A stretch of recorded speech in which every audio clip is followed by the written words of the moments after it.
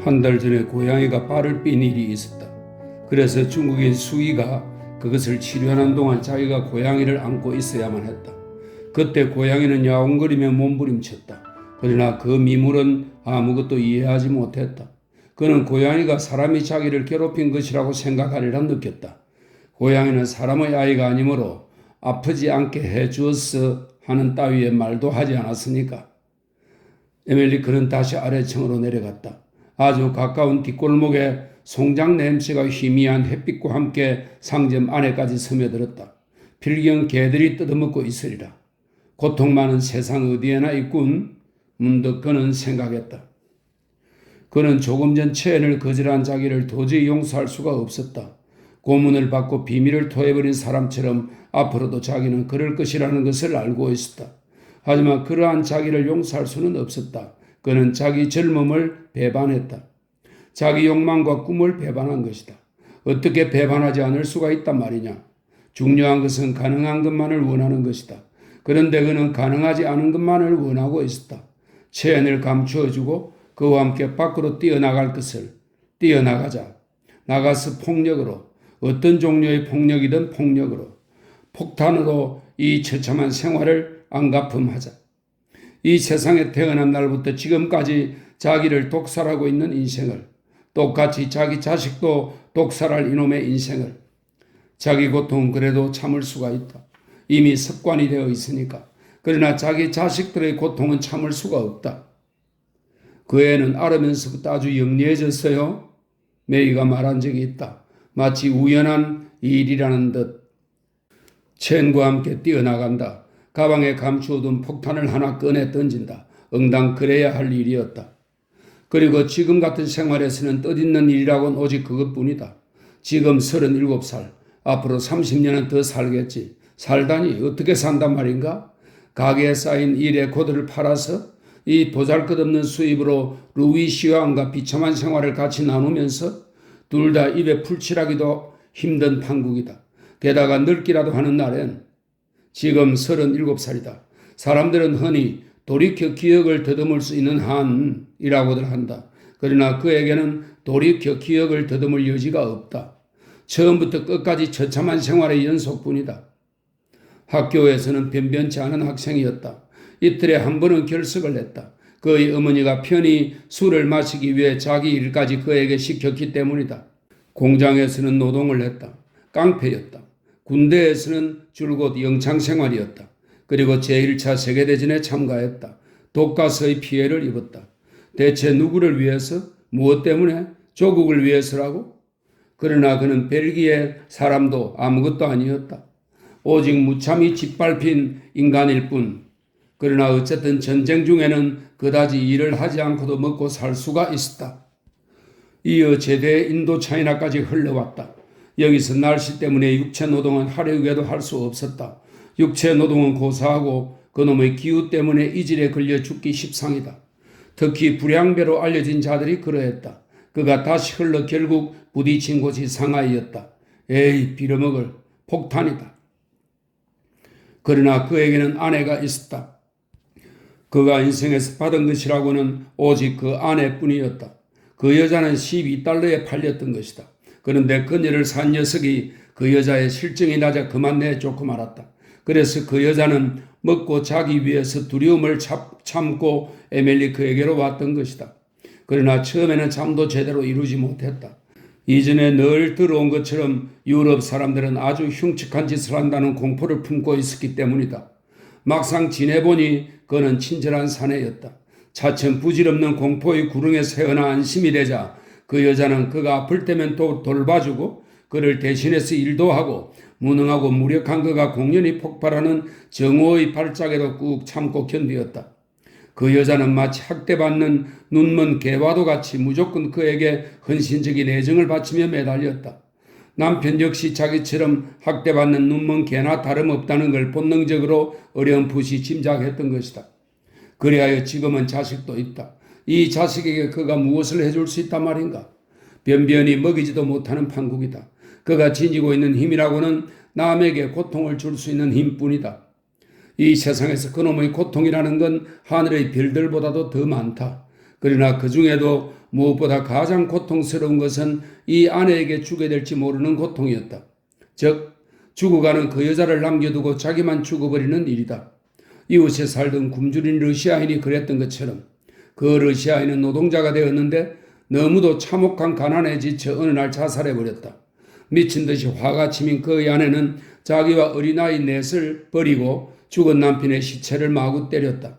그때 방구석에 있던 아이들 중 하나가 왜 싸워? 하고 묻더라는 것이다. 에멜리크는 자기 아내와 자식을 죽지 못하도록 간신히 먹여주는 셈이었다. 미천이 드는 것도 아니었다. 만약 돈이 있어서 그들에게 남겨줄 수 있다면 그는 마음 놓고 그들을 버리고 죽을 수도 있었을 것이다.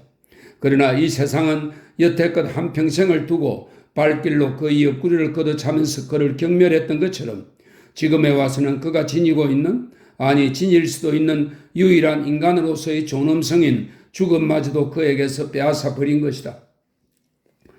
바람이 불 때마다 송장 냄새가 움직이지 않는 햇빛을 타고 방 안으로 스며들었다. 이미 습관이 되어 있기는 했지만 그래도 몸서리가 날 만큼 구역질을 느끼며 그 냄새를 맡았다. 그 골수에 사무치는 반항심과 더불어 전율을 느끼며 그 냄새에 빠져들었던 그는 마치 죽어가는 어느 친구의 모습에 사로잡힌 것처럼 최애의 생각에 사로잡혀 있었다. 매우 중대한 일이라는 듯이 그는 생각하고 있었다. 지금 자기 마음을 지배하고 있는 것이 과연 무엇인가? 수치심인가? 우정인가? 아니면 악착스러운 갈증인가? 다시 첸과 그의 동지들은 큰 가도를 벗어나 좁은 길로 접어들었다. 산책로나 골목길은 장의 차가 지나가지 않기 때문에 거의 경계가 없었다. 계획을 바꾸어야겠다. 첸은 고개를 숙이고 고분고분히 번갈아 내디디는 자기 구두를 내려다보며 생각했다. 반대 방향에서 자동차를 타고 마주 달려가서 장의 차와 부딪힌다. 그러나 자동차는 모두 군에 징발되었을 것이다. 차가 안전하게 달릴 수 있도록 어느 공사관의 깃발을 달아볼 생각도 했지만 그것도 과연 쓸 수 있을지 의문이다. 경찰에서는 외국 공사관의 운전사들 얼굴을 알고 있었기 때문이다. 달구지로 길을 막는다면? 하지만 장은 언제나 호위차 포드를 앞세우고 다녔다. 이상한 방해물이 앞을 가로막고 있다면 자동차 발판에 매달린 경관이나 포드차에 탄 호위병들이 아무라도 가까이 다가오는 사람에게는 마구 총질을 할 것이다. 첸은 귀를 기울였다. 옆의 동지들이 얼마 전부터 서로 이야기하고 있었다. 장군들은 만약 자기들이 정말 암살당할 위험이 있다는 걸 알게 된다면 결국은 장을 버릴 거야. 신념을 가지고 싸우는 건 우리뿐이니까. 베이가 말했다. 진짜 테러리스트는 학살당한 사람들의 자식 가운데서 나오지. 수안이 맞장구 쳤다. 그리고 끝까지 뒤에 남은 장군들이 우리 편을 탄압하고 그들이 중국을 건설한다 하더라도 필경 그 나라는 강대한 나라가 될 거야. 왜냐하면 그들도 자기 자신의 피를 흘려 나라를 건설할 테니까 말이야. 베이가 덧붙였다. 천만에. 첸과 수안이 동시에 말했다. 둘 다 코뮤니스트 가운데 특히 그 중에서도 인텔리 가운데 민족주의자의 수요가 얼마나 많아졌는가를 모르는 바 아니었다. 베이는 나오기가 무섭게 발매 금지를 당하는 여러 잡지에 소설과 논문 등을 발표했다. 그 단편 소설들은 매우 신랄한 것이었지만 그 신랄한 성격 자체로서 비통한 자기만족에 빠진 것이었다. 한편 최근에 발표한 논문 첫머리에서 그는 다음과 같은 말로 시작하고 있었다. 제국주의가 궁지에 몰린 이 마당에 중국은 어리석게도 또다시 제국주의의 호의를 간청해 자기 코에 끼웠던 금고리를 니켈 고리로 갈아 끼워주기를 바라는 판국이다. 그는 또한 테러리즘의 이론을 준비하고 있었다. 그로서는 커뮤니즘만이 중국을 재생시킬 수 있는 유일한 방법이었다. 난 중국을 건설하기를 바라는 게 아니야. 중국이야 있건 없건 우리들의 세상을 만들고 싶다는 거야. 가난한 사람들의 세상을. 내가 기꺼이 죽을 수도 있고 또 죽일 수도 있는 것은 그들을 위해서야. 오직 그들을 위해서만. 수안이 말했다. 이번에는 첸이 대답했다. 아무리 폭탄을 던지려 해도 오늘은 안 될 거야. 실패할 우리가 너무 많거든. 오늘은 그만두기로 하지. 더 쉬운 방법이 따로 있을 줄 아나? 베이의 대답이었다. 방법이 하나 있지. 낮게 드리워진 구름들이 그들과 같은 방향으로 육중하게 흘러가고 있었다. 그것은 흡사 인간의 운명인 양 뚜렷하지 않으면서도 한가할 수 없는 움직임으로 자꾸만 흘러가고 있었다. 구름 저편에 누르스름한 태양이 걸려 있었다. 채에는 눈을 감고 생각에 잠겨 있었다. 그러나 여전히 걸음을 멈추지는 않았다. 동지들은 평소와 다름없이 담벼락을 끼고 걸어가는 그의 옆모습의 곡선을 지켜보며 그가 다시 입을 떼기를 기다리고 있었다. 방법이 하나 있어. 그리고 단 한 가지뿐이야. 폭탄을 던져서는 안 돼. 폭탄을 아는 채 자동차 밑으로 뛰어들어가야 해. 여전히 그들은 산책로를 걷고 있었다. 산책로는 바닥이 패어서 거기서 노는 애들도 없었다. 셋 모두 저마다의 생각에 잠겨 있었다. 램프 가게에 이르렀다. 저 문이 그들을 가게 뒷방으로 안내했다. 그들은 옆구리에 가방을 낀 채 램프들 사이에 서 있었다. 이윽고 조심스레 가방을 내려놓았다. 수아느가 베이는 중국식으로 쭈그리고 앉았다. 첸, 왜 웃는 거야? 그는 웃는 게 아니었다. 미소를 지었을 뿐이다. 베이가 불안한 나머지 그렇게 여겼을 따름이고 첸이 비웃은 것은 물론 아니었다. 뜻밖의 마음이 후련해진 데 스스로 놀라 어리둥절해졌던 것이다. 매우 용감한 동지임에도 방금 자기가 한 말을 듣고 그들이 그처럼 당황한 이유를 그는 잘 알고 있었다. 폭탄을 던진다는 것은 설사 가장 위험한 방법으로 실행한다 하더라도 그것은 어디까지나 모험에 불과한 것이다. 그런데 방금 첸이 제안한 것처럼 꼭 죽을 결심을 한다는 것은 그것과는 전혀 다른 문제였다. 아마 모험의 정반대일 것이다. 첸은 왔다 갔다 하기 시작했다. 이 뒷방에는 다만 가게 쪽에서 햇빛이 스며올 뿐이었다. 하늘은 잿빛이었다. 폭풍이 불어오기 전처럼 낯빛 구름이 하늘을 뒤덮고 있었다. 이 어둠침침한 속에 흐릿한 광선이 비쳐 가게 안의 램프에는 의문 부호와 같은 반사 광선이 거꾸로 또는 나란히 비치고 있었다. 사람의 그림자라기에는 너무 희미한 첸의 그림자가 다른 두 사람의 불안스러운 눈 위를 스치고 있었다. 기요 말이 오라. 우리에게 제일 부족한 건 하라키리. 하라키리는 일본 사무라이가 배를 갈라 죽는 자살 행위를 말합니다. 우리에게 제일 부족한 건 하라키리의 정신이야. 하지만 그런 식으로 자살하는 일본인은 자칫하면 자기를 신격화할 위험이 있지. 그게 곧 더러운 기만 행위의 시초거든. 안 될 말이지. 신이 되는 게 아니라 자기 피가 다시 인간들 위에 튀어야 하며 또 어디까지나 인간들 위에 남아 있어야 하는 거야. 나는 무엇보다도 우리 계획을 성공시키고 싶어. 성공해야지. 그러려면 단 한 번 하고 마는 일을 결심하는지보다는 차라리 몇 번이라도 거듭 거사해야 한단 말이야. 폭탄을 안고 뛰어들면 결국 죽고 말 테니까. 수안의 대꾸였다. 그러나 그 뜻보다도 그 목소리로 인해 마음을 울리는 첸의 말은 한마디 한마디가 극도로 강렬한 힘을 지니고 있어 그 말의 밑으로 흐르는 경류에 기어이 수안을 끌어넣기라도 할 듯 싶었다. 난 자동차 밑으로 뛰어들어야겠어. 첸이 대답했다. 첸이 왔다 갔다 하는 동안 그들은 고개는 까딱 않고 눈으로만 쫓고 있었다. 첸은 그들을 겉들떠 보지도 않았다. 그러자 땅바닥에 놓인 램프 하나가 발에 걸려 그는 넘어질 뻔했다. 재빨리 벽을 짚고 몸을 가누었다. 램프는 쓰러지며 쨍그랑 소리를 내고 깨졌다.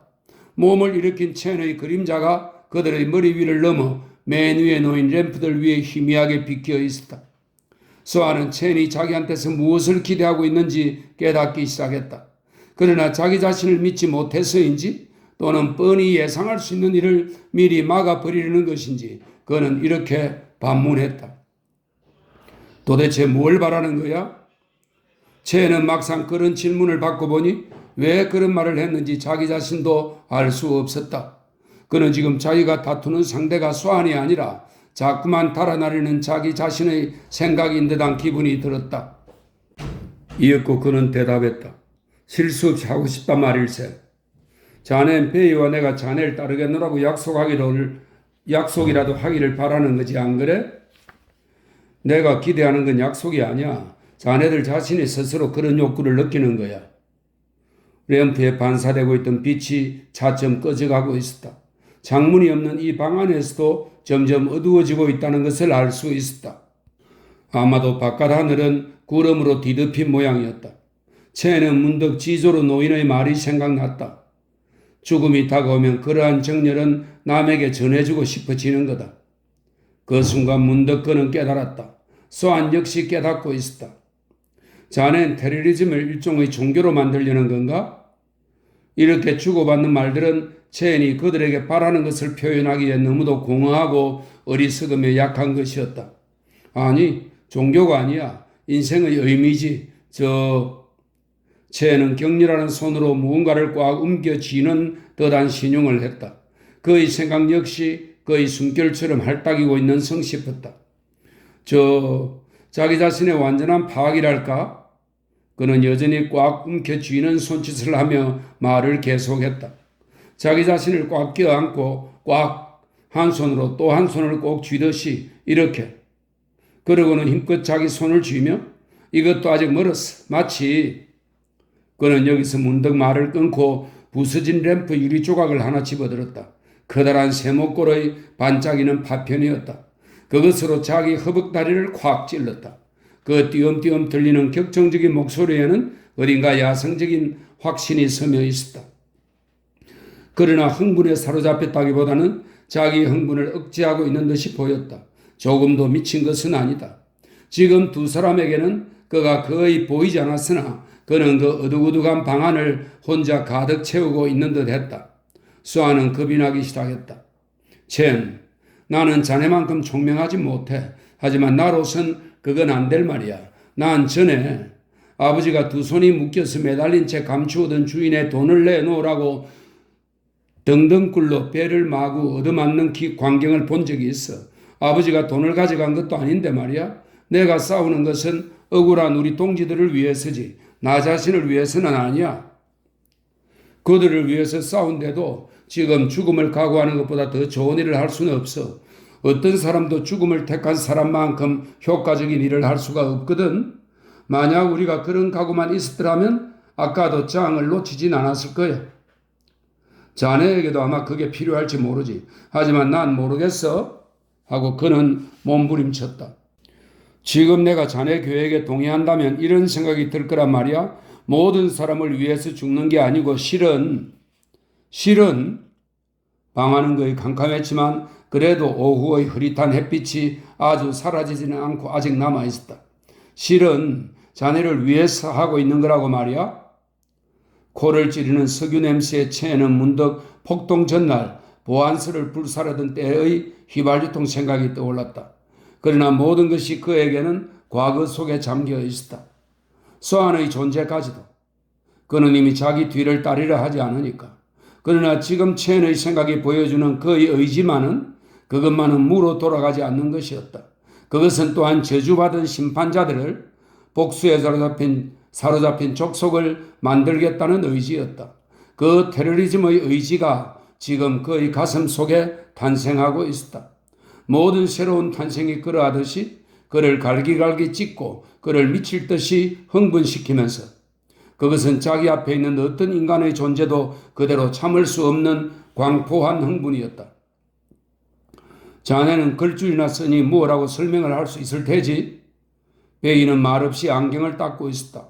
채는 나가기 전에 바지가랑이를 걷어올리고는 상처를 씻지도 않고 손수건으로 졸라맸다. 무엇 때문에? 상처가 곪을 겨를도 없을 텐데 사람은 언제나 같은 짓을 하게 마련이군. 채는 칼로 자기 팔을 찔렀던 일을 생각하며 뒤숭숭한 기분으로 중얼거렸다. 그리고는 동지들에게 말했다. 그럼 혼자 가겠네. 오늘 밤 나 혼자서도 넉넉해. 난 나대로 어쨌든 뭐든지 해보겠어. 소안이 대답했다. 지금 해보았자 이미 늦었지. 상점 앞에서 베이가 첸을 따라 나섰다. 베이는 안경을 벗어 손에 들고 있었다. 안경을 끼지 않은 이 젊은 친구의 앳된 얼굴이 훨씬 더 인간미가 있어 보였다. 첸은 그가 소리 없이 울고 있는 것을 순간 알아챘다. 어딜 가는 거야? 나도 가지. 첸은 주춤 멈추었다. 그는 지금 베이가 수안과 같은 생각인 줄로만 알고 있었다. 그는 베이에게 문 앞에 서 있는 수안을 손가락으로 가리켜 보였다.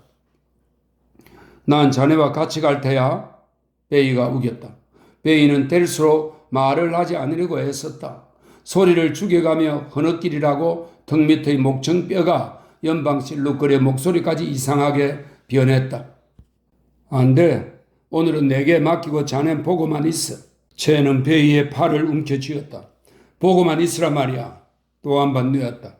그러고는 그 자리를 떠났다. 베이는 복도에 그대로 서 있었다. 입을 멍하니 벌리고 안경을 닦는 우스꽝스러운 모습으로. 그는 사람이 이렇게도 외로울 줄은 지금까지 생각조차 해보지 못했다. 오후 3시. 클라피크는 기요가 집에 있으리라고 생각했다. 그러나 나가고 없었다. 커다란 방 안에 늘린 스케치를 일본 옷을 입은 제자가 주워 모으고 있었다. 지조루는 처남인 가마 화백과 이야기를 하고 있었다. 야, 이거 참 오래간만이군요. 클라피크는 조용히 앉았다. 아드님이 없어 유감인데요. 좀 기다려 보시겠소? 그럽시다. 아드님을 꼭 만나야겠는데. 아니, 그런데 저 아편 테이블 밑에 있는 저 조그만 새 선인장은 뭡니까? 댁의 수집도 차츰 훌륭해지는걸요? 야, 이거 참 근사한데, 근사해. 나도 하나 사야지. 어디서 구하셨습니까? 누가 선물한 것이죠. 1시 조금 전에 보내왔더군요. 클라피크는 선인장을 바치고 있는 납작한 나무에 쓰인 한자를 읽었다. 충이라는 글자와 작은 글자가 셋, 첸타이얼이라는 서명이었다. 첸타이얼이라 첸. 모르겠는데 유감이야. 어쨌든 선인장에는 정통한 사람이로군. 클라피크는 문득 내일 떠나야 한다는 것이 생각났다.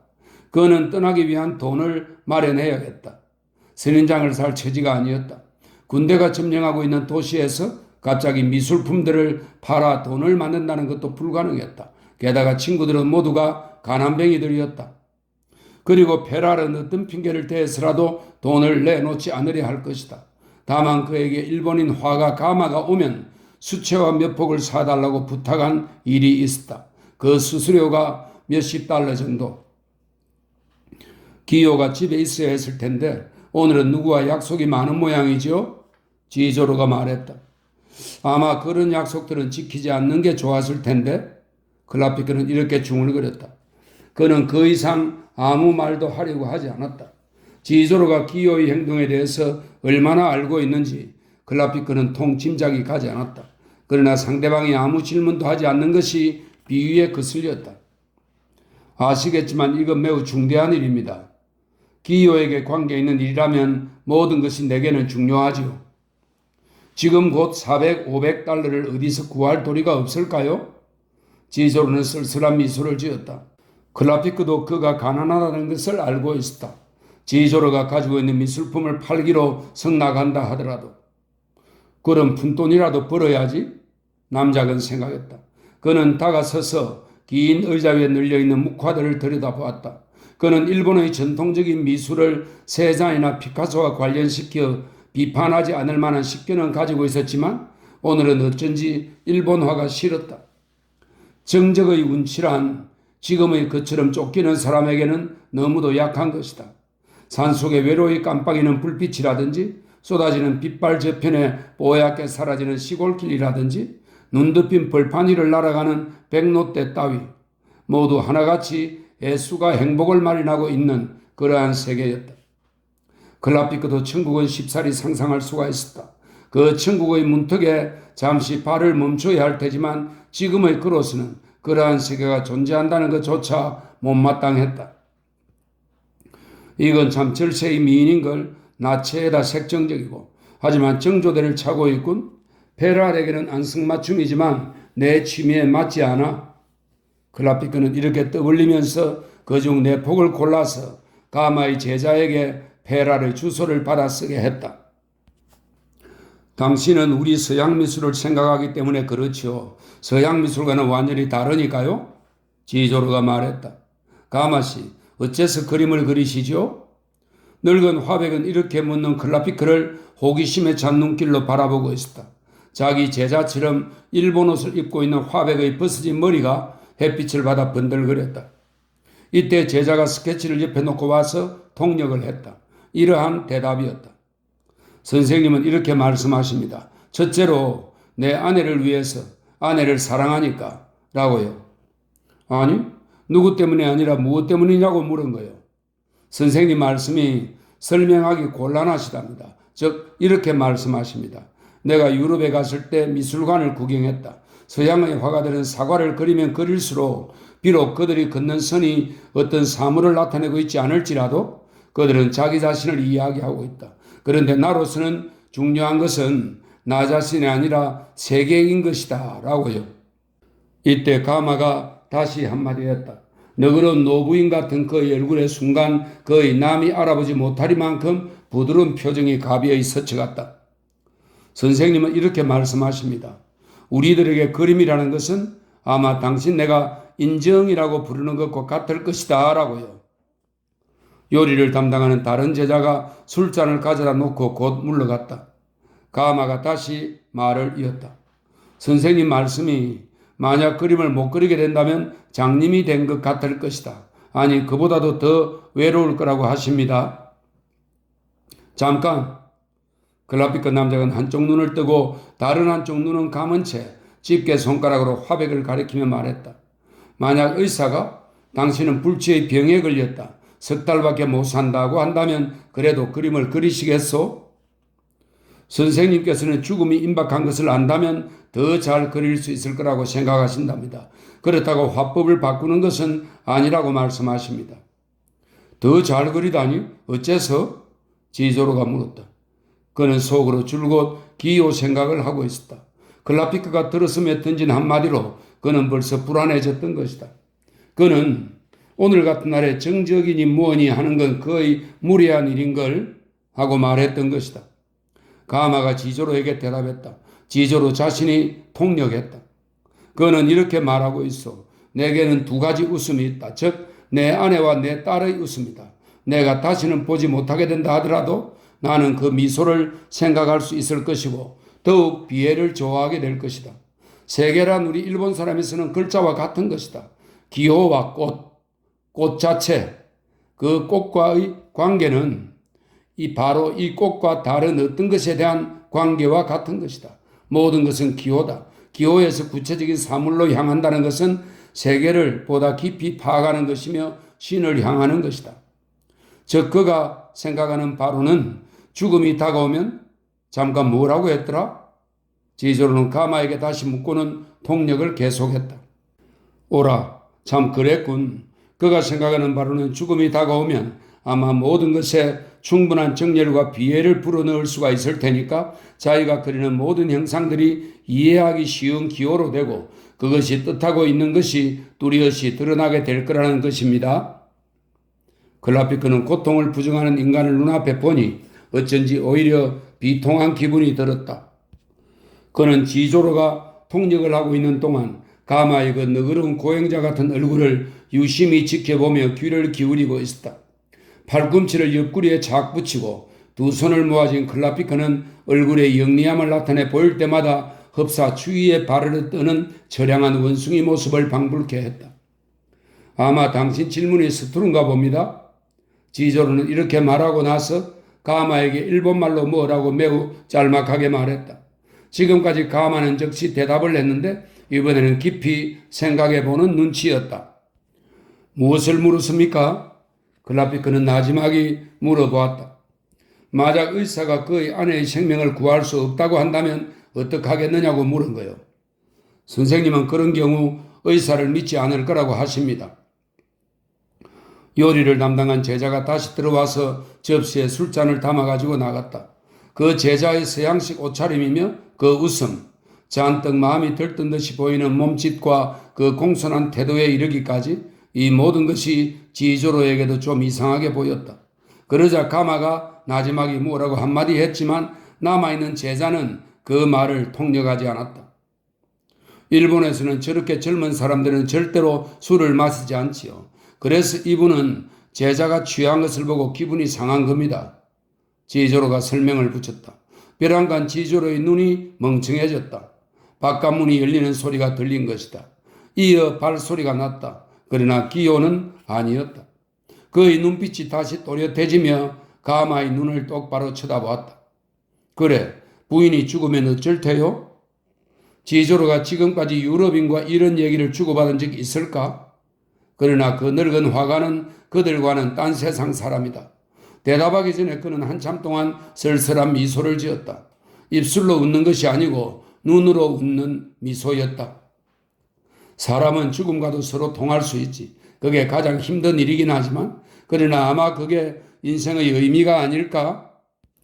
가마는 자리를 떠나 자기 방으로 돌아갔다. 제자가 그 뒤를 따랐다. 클라피크는 자리에 앉았다. 정말 훌륭해. 그거 참 훌륭해요. 마치 점잖은 군자 유령처럼 조용히 나가버리는군. 물론 잘 아시겠지만 젊은 유령이란 매우 버리장머리가 없지요. 그래서 늙은 분이 그 젊은이들에게 사람들이 무서워하도록 교육하기란 이만저만 힘든 게 아닙니다. 젊은이들은 통 말할 줄을 모르거든요. 기껏 한다는 소리가 찍, 빽 소리니 그는 주춤 입을 다물었다. 그 문 두드리는 소리가 또 한 번 들려왔다. 적막한 가운데 기타 소리 같은 것이 울려왔다. 그 소리는 곧 천천히 낮은 음으로 내려가다가 장음한 음조로 꺼질 듯 은은하게 이어지더니 이었고 엄숙한 침묵으로 잦아들고 말았다. 저게 뭡니까? 아니 무슨 소리죠? 가마가 샤미센을 타는 거요. 마음이 산란할 때면 언제나 적을 탄답니다. 일본을 떠나 있을 때는 저것이 자기 자신을 지키는 무기죠. 그가 유럽에서 돌아오자 이렇게 말하더군요. 이젠 어디를 가든지 내 마음속에 정적을 찾을 수 있다고요. 공연히 그래 보는 게 아닐까?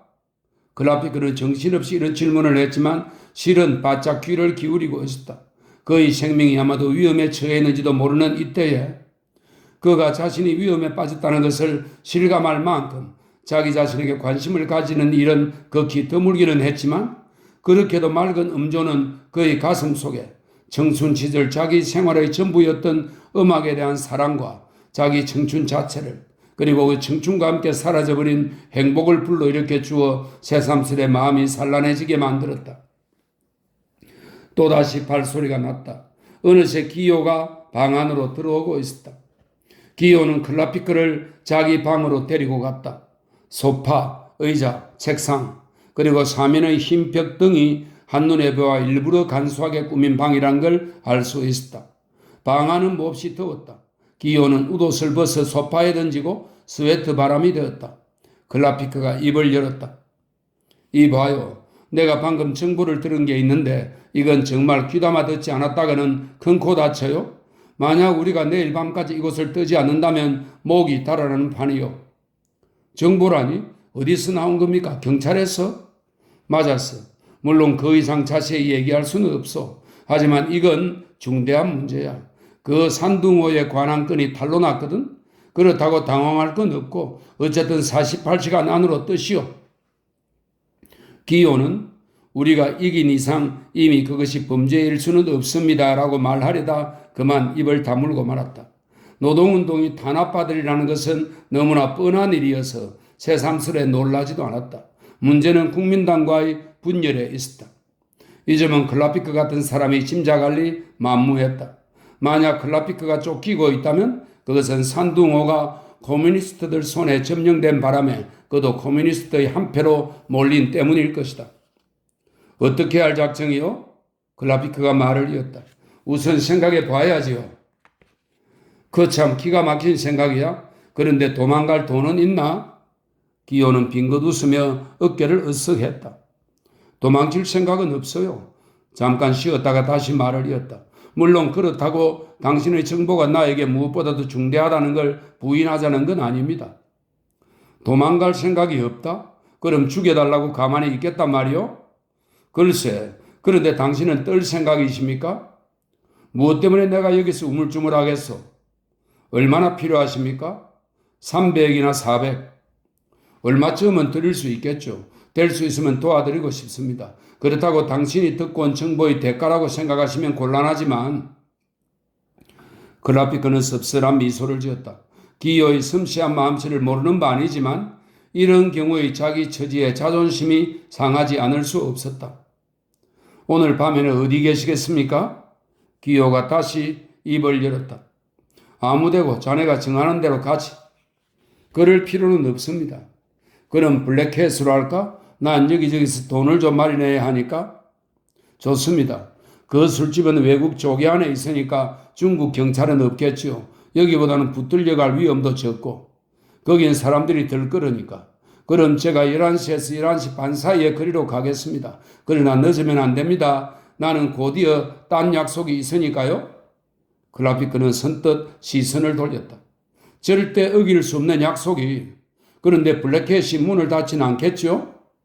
천만에 장의 부하장교들이 우글우글할 텐데 그들의 번쩍거리는 군복이 당녀들의 몸과 한데 얽혀 춤추며 돌아갈 거요. 멋진 꽃다발에 쌓여서. 그럼 난 이 소중한 구경거리를 유심히 감상하면서 11시 반까지 기다리기로 하겠소. 오늘 밤에 무슨 정보를 좀 들을 수 있을까요? 해봅시다. 그렇게 해주신다면 정말 큰 도움이 되겠습니다. 당신이 상상하는 이상으로 말입니다. 그런데 날 지명수배 중이라던가요? 그렇소. 저희 아버님은? 아니요. 그렇다면 내가 벌써 알려드렸지. 그분은 산둥호 사건과 아무 관계가 없으니까. 기호는 지금 생각할 일은 산둥호 사건이 아니고 커뮤니스트 탄압 문제라는 것을 알고 있었다. 그럼 메이가 하는 일이란 그렇게 중요한 것도 아니어서 클라피크에게 물어볼 것도 없었다. 그러나 그의 동지들은 지금 자기가 위험하다면 그들도 모두 그럴 것이다. 고맙습니다. 그들은 함께 봉황색 그림이 걸려있는 방으로 돌아왔다. 메이가 지조로에게 이야기를 하고 있는 중이었다. 그게 무척 힘들어요. 만약 부인 동맹이 학대받는 부인들의 이혼을 승낙한다면 그 남편들이 혁명단체에서 떨어져 나가거든요. 그렇다고 승낙하지 않으면 부인들은 저희들을 믿지 않을 테니 말씀이에요. 또 그게 당연하기도 하고요. 기호가 입을 열었다. 내 생각으론 지금 조직한다는 건 시기가 너무 이르든가 아니면 너무 늦는 것 같아. 클라피크는 그들 얘기엔 귀를 기울이지 않고 막 나가려는 참이었다. 그는 지조로에게 한마디 던졌다. 항상 그러시지만 또 한 번 너그러운 마음으로 저 선인장을 제게 주실 수 없을까요? 저걸 보내준 젊은이는 내가 특별히 사랑하는 사람이어서 미안하오. 다른 거라면 뭐든지. 그것은 까칠하게 가시가 돋친 자그마한 선인장이었다. 그거 유감인데요? 그럼 또 만납시다. 네. 아니 아마 뵙지 못하게 될 겁니다. 그럼 안녕히 계십시오. 저야 상하이에 있으나마나한 유일한 사내죠. 참 잠깐만. 정말 소용없는 사내. 그 사내가 지금 지조로스에게 인사하는 겁니다. 그는 나가버렸다. 메이와 지조로가 안타까운 듯이 기호를 쳐다보고 있었다. 기호는 곧 설명을 붙였다. 저 사람이 경찰에서 정보를 탐지했답니다. 저를 지명수배 중이라나요? 그래 이틀 안으로 도망을 치든가 아니면 여기서 꼼짝 말라는 거예요. 그리고 한편으로는 단합이 눈앞에 임박했어요. 제1사단의 최종 부대도 이미 이 도시에서 철수했습니다. 그것은 코뮤니스트들이 기대할 수 있는 유일한 사단이었다. 장은 그런 사실을 알고 있었다. 그래서 그는 사단장에게 부대를 이끌고 일선으로 합류하라는 명령을 내렸다. 사단장은 코뮤니스트 중앙위원회에 장의 체포를 제의했다. 그러나 위원회는 때를 기다리기 위해 꾀병을 쓰라고 그에게 권했다. 그는 곧 최후 결단을 내려야 할 판국에 있음을 깨달았다. 당의 승낙 없이는 싸울 수도 없으므로 상하이에는 몇 안 되는 부대를 남겨두고 떠나갔다. 그런데 이번에는 그 나머지 부대마저 떠나버린 것이다. 기호는 이야기를 계속했다. 그 부대들이 아직 멀리까지 가진 않았어요. 그리고 우리가 상하이를 상당한 기간 동안 소나기에 넣고 있을 수만 있다면 1사단은 되돌아올지도 모릅니다. 문이 다시 열리며 코가 불쑥 나타났다. 그러고는 탁한 목소리로 말했다. 클라피크 남자가 계시지 않습니다. 다시 문이 닫혔다. 항크 위에선 아무 소식도 없소? 통 없어요. 기호는 상하이로 돌아온 뒤 장에게 대항할 전투부대를 비밀리에 조직하고 있었다. 이번에 북방군부에 대해서 조직했던 것과 같이 국제노동자연맹은 반항적인 슬로건을 모두 배격했던 것이다. 그러나 커뮤니스트 돌격부대를 유지할 것만은 생각했다. 기호와 그의 동지들은 그 새로운 전투부대를 훈련해서 지금 나날이 노동조합에 가입하는 수가 늘어가는 대중을 조직할 투사로 만들려는 것이었다. 그러나 중국 공산당의 공식 연설과 그 밖에 국민당과 뭉치라는 모든 선전이 그들의 활동을 마비시키고 있었다. 오직 군사위원회만이 그들 편이었다. 무기는 완전히 아직 반환되지 않고 있었다. 장은 바로 그날도 아직 반환되지 않은 무기를 즉시 인계하라고 요구하고 있었다. 군사위원회의 마지막 호소가 한꺼으로 타전되던 것이다. 지조르 노인도 이번에는 충분히 사태를 알게 되었으므로 근심이 되었다. 기요와 마찬가지로 그도 장이 코뮤니스트들을 분시하려 하고 있다는 것을 알고 있었다. 또한 기요와 마찬가지로 그도 지금 장을 암살한다면 반동파의 가장 큰 약점을 찌르게 된다는 생각을 하고 있었다. 그러나 지조르는 코뮤니스트들의 현재 활동이 음모의 성격을 띠고 있는 것이 싫었다. 그래서 장의 죽음이나 상하이 정부의 점령조차도 한낱 모험으로 끝나지는 않을까 생각하고 있었다.